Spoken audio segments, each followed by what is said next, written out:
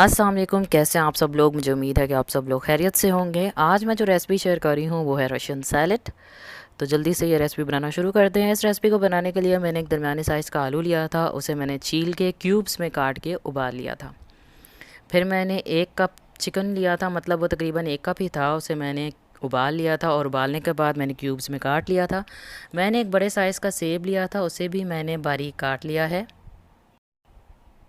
मैंने एक बड़े साइज़ की गाजर ली थी, उसे मैंने छील के क्यूब्स में काट लिया था और मैंने आधा कप मटर लिए थे। इन दोनों चीज़ों को मैंने इकट्ठे उबाल लिया था। मैंने इनको ज़्यादा नहीं उबाला, बस जब उबाल आया तो उन्हें 1-2 मिनट ही पकाया था। अब मैं इसमें 1 खाने का चम्मच अखरोट डाल रही हूँ। मैंने अखरोट को काट भी लिया था और अब मैं इसमें 1 चुटकी नमक डाल रही हूँ।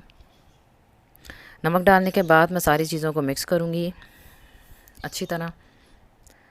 और मिक्स करने के बाद अब मैं इसमें 6 खाने के चम्मच मेयोनीज़ डाल रही हूँ। मेयोनीज़ जो है वो होममेड नहीं है, ये पैकेट की मेयोनीज़ है। मेयोनीज़ डालने के बाद मैं इसमें 4 खाने के चम्मच क्रीम डाल रही हूँ। क्रीम जो है वो आम टेट्रा पैक की क्रीम है, ये केक क्रीम नहीं है, ये आम क्रीम है, जो आम टेट्रा पैक की क्रीम होती है वो है। और क्रीम डालने के बाद मैं इसमें 1 चौथाई चाय का चम्मच कुटी काली मिर्च डाल रही हूँ।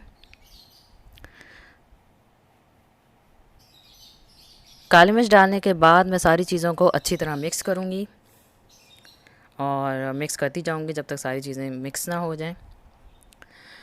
मैंने सारी चीज़ें मिक्स जब कर दी थी तो फिर मैंने इन्हें सर्विंग बाउल में डाल दिया था और मैंने इन्हें अखरोट से गार्निश किया है। मैं रशियन सैलड को ठंडा ठंडा सर्व करूँगी।